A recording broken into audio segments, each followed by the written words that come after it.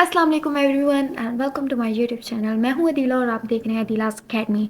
हम शुरू करने वाले हैं कंप्लीट ग्रामर सीरीज, जिसके अंदर हम तमाम ग्रामर के टॉपिक्स को स्टेप बाय स्टेप कवर कर रहे होंगे। आज के वीडियो के अंदर हम कवर करेंगे पार्ट्स ऑफ स्पीच को, स्टेप बाय स्टेप तमाम पार्ट्स ऑफ स्पीच को समझेंगे। तो चलिए शुरू करते हैं।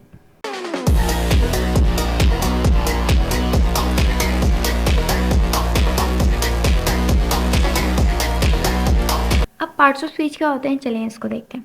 अब पार्ट्स ऑफ स्पीच हमारे पास फंडामेंटल कैटेगरीज होती हैं जिनके अंदर वर्ड्स को क्लासिफाइड किया जाता है। जैसे अगर एक सिंपल सेंटेंस लिखा हुआ है, उस सेंटेंस के अंदर मौजूद हर एक वर्ड किसी न किसी स्पीच का पार्ट होगा, या तो वो नाउन होगा, या तो वो प्रोनाउन होगा, या सो ऑन।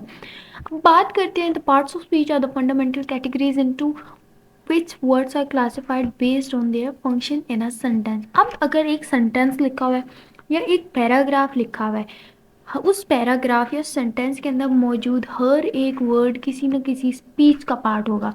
वो कुछ ना कुछ कहलाएगा, या तो वो नाउन कहला रहा होगा, या तो वो प्रोनाउन कहला रहा होगा, या वर्ब कहला रहा होगा, एंड सो ऑन। जैसे अगर हमारे पास ये पूरा पैराग्राफ लिखा हुआ है, इस पैराग्राफ के अंदर मौजूद हर एक वर्ड कोई ना कोई स्पीच का पार्ट है। या तो इस पैराग्राफ के अंदर मौजूद हर एक सिंगल वर्ड नाउन होगा, प्रोनाउन होगा, वर्ब होगा, एडजेक्टिव, एडवर्ब, कुछ भी हो सकता है। तो चलिए शुरू करते हैं सबसे पहले नाउन से। नाउन क्या होती है? हम नाउन की डेफिनेशन को हमेशा से पढ़ते आ रहे हैं। A noun is a word that names a person, place, thing और एन आइडिया। यहाँ पे नाउन को अगर हम सिंपल वे में बोलें तो in this universe each and everything which has a name. कोई भी चीज़ जिसका कोई नाम है वो कहलाती है नाउन। कोई भी चीज़ जिसका कोई नाम है वो कहलाती है noun. Now we have types of nouns. सबसे पहले हमारे पास प्रॉपर नाउन। प्रॉपर नाउन क्या होते हैं?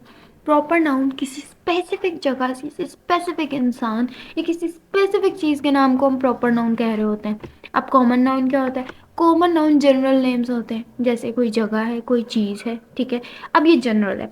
नाउ अब इन दोनों को कंपेयर करके समझते हैं, प्रॉपर और कॉमन नाउन को। फॉर एग्जाम्पल मैं कहती हूँ अ बिल्डिंग। बिल्डिंग बिल्डिंग तो कोई भी हो सकती है, there are thousands of building. हम बिल्डिंग बोल रहे हैं, लेकिन यहाँ पे कोई भी बिल्डिंग हो सकती है, that mean it's a common noun. लेकिन अगर मैं स्पेसिफिकली किसी बिल्डिंग का नाम लूँ, let's suppose I am saying Burj Khalifa. अब बुर्ज खलीफा क्या है? प्रॉपर नाउन कहलाएगा, क्योंकि this is one and only and that is specific. अब मैं स्पेसिफिक किसी चीज़ की बात कर रही हूँ। There is the little difference between proper noun and the common noun. Common noun means general things and proper noun means specific things. Now abstract noun. Abstract noun कहते हैं उन चीज़ों के नामों को जिनको हम देख नहीं सकते या जिनको हम टच नहीं कर सकते। ऐसी चीज़ें कौन सी होती हैं? ऐसी चीज़ें हमारी फीलिंग्स होती हैं। ऐसी चीज़ें जो देखी ना जा सकें, जिनको टच ना किया जा सके, वो कहलाती हैं abstract noun. For example air, love, oxygen, freedom, happiness, ये तमाम चीज़ें अनटचेबल एंड अनवॉचेबल होती हैं। इसका मतलब ये क्या है? हमारे पास एब्स्ट्रैक्ट नाउन है। उसके बाद है कॉन्क्रीट नाउन। कॉन्क्रीट नाउन के अंदर उन चीज़ों के नाम आ जाते हैं जिनको हम देख सकते हैं, जिनको हम हाथ लगा सकते हैं। वो तमाम चीज़ें कहलाती हैं concrete noun. For example apple, dog, house. Then we have collective noun. Collective noun कहते हैं बहुत सी चीज़ें जब आपस में मिलकर एक ग्रुप बनाती हैं और उस ग्रुप को जब एक नाम दिया जाता है तो वो कहलाता है कलेक्टिव नाउन। जैसे बहुत सारे प्लेयर्स मिलकर एक टीम बनाते हैं, उस टीम का जो नाम होगा वो कलेक्टिव नाउन कहलाएगा। अब बात करते हैं प्रोनाउंस की। प्रोनाउंस क्या होते हैं? फॉर एग्जाम्पल मैं एक पैराग्राफ लिख रही हूँ अली के ऊपर। मैं कहती हूँ अली सुबह जल्दी उठता है, फिर अली स्कूल जाता है, फिर अली स्कूल से वापस आता है, फिर अली सो जाता है। बार बार मैं कह रही हूँ अली अली अली। इंस्टेड ऑफ अली हम उर्दू में यूज़ करते हैं वो। तो मैं क्या बोलूँगी? अली सुबह जल्दी उठता है, फिर वो स्कूल जाता है, फिर वो स्कूल से वापस आता है, फिर वो सो जाता है। सिर्फ एक दफ़ा मैंने अली मेंशन किया और हर बार वो यूज़ किया। दैट मीन कि प्रोनाउन ने हमारे नाउन को रिप्लेस किया। प्रोनाउंस की डेफिनेशन होती है pronouns replace nouns to avoid repetition. बार बार एक ही चीज़ रिपीट होने से अवॉइड करने के लिए हम प्रोनाउंस का यूज़ करते हैं। प्रोनाउन वो होता है जो नाउन की जगह लेता है। जैसे अली को रिप्लेस किया वो ने, अगर इंग्लिश में बात करें तो अली को रिप्लेस करेगा ही। हमारे पास कुछ टाइप्स ऑफ प्रोनाउन हैं। सबसे पहले पर्सनल प्रोनाउन। पर्सनल प्रोनाउन क्या होते हैं? रेफर टू स्पेसिफिक पीपल और थिंग, जो कि हमारे पास स्पेसिफिक इंसान या स्पेसिफिक चीज़ को रेफर करते हैं हमारे, जैसे I you he she it we they, ये कहलाते हैं personal pronouns. Then we have possessive pronouns, ये ओनरशिप को शो करते हैं, मिल्कियत को शो करते हैं, जैसे this book is mine, this pen is yours, ये हमारे पास ओनरशिप का शो करवाते हैं। कोई भी वर्ड जो ओनरशिप शो करवाता है वो कहलाता है पजेसिव प्रोनाउन। उसके बाद हमारे पास रिफ्लेक्सिव प्रोनाउन। रिफ्लेक्सिव प्रोनाउन ताल्लुक बनाता है वापस सब्जेक्ट के साथ, जैसे I love myself, you take care of yourself. ठीक है, यहाँ पे ना हमारा जो सब्जेक्ट है और जो हमारा ऑब्जेक्ट है वो आपस में रेफर करते हैं। ऐसे वर्ड्स को हम कहते हैं रिफ्लेक्सिव प्रोनाउंस। उसके बाद हमारे पास डेमोन्स्ट्रेटिव प्रोनाउंस। डेमोन्स्ट्रेटिव प्रोनाउंस को हम किसी स्पेसिफिक चीज़ की तरफ जब इशारा करके कोई वर्ड यूज़ कर रहे होते हैं वो डेमोन्स्ट्रेटिव प्रोनाउंस कहलाते हैं। For example, look at this, मैं किसी चीज़ की तरफ उंगली करके पॉइंट आउट कर रही हूँ, ऐसे वर्ड्स को कहा जाता है डेमोन्स्ट्रेटिव प्रोनाउंस। उसके बाद आ जाता है हमारे पास इंटेरोगेटिव प्रोनाउंस। इंटेरोगेटिव प्रोनाउंस का यूज़ किया जाता है क्वेश्चन पूछने के लिए, जैसे इनको हम कहते हैं WH family, who, what, which, whose, how, ये तमाम हमारे कहलाते हैं इंटेरोगेटिव प्रोनाउंस। उसके बाद आते हैं हमारे पास रिलेटिव प्रोनाउंस, जो क्लॉजेस को लिंक करते हैं। एग्जाम्पल, अगर मैं किसी से कहती हूँ कि the teacher taught us very well, और बराबर वाला या सामने वाला मुझसे पूछता है विच टीचर, और मैं कहती हूँ the teacher who taught us in the third period, वहाँ पे मैंने क्या बोला, हु टॉट अस।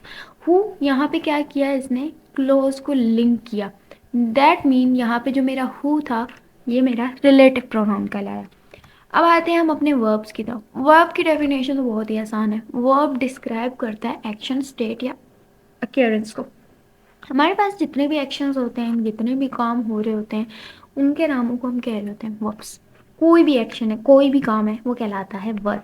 अब टाइप्स ऑफ वर्ब आ जाती हैं हमारे पास सबसे पहले आते हैं एक्शन वर्ब। ऐसे एक्शंस जो डायरेक्टली एक्शंस की तरफ इंडिकेट करते हैं, जैसे रन, ईट, राइट, स्लीप, गो, ये तमाम ऐसे वर्ब हैं जो डायरेक्टली हमारे पास एक्शंस शो कर रहे हैं।